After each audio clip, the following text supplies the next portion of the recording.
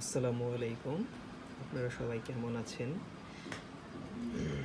দেখতে পারতেছেন এগুলো খুব ছোট ছোট কাঁচা আম। আসলে এগুলো কাঁচা আম না, এগুলো মানে ভিতরে পাকা, উপর দিয়ে দেখা যায় কাঁচা। এই আমগুলো নাম হচ্ছে রূপালি আম, ছোট সাইজের, যেগুলো খেতে খুবই সুস্বাদু মিষ্টি। তো এখন এগুলো পাকে নাই, এখন এগুলো মানে কাঁচা আছে। আমগুলো হয়তো পাকতে সময় নেবে, 2-3 দিন বা 4 দিন বা 5 দিন পরে এই আমগুলো সুস্বাদু এবং মিষ্টি লাগে। তো কার কার আম পছন্দ তারা একটু কমেন্টস করে জানাবেন।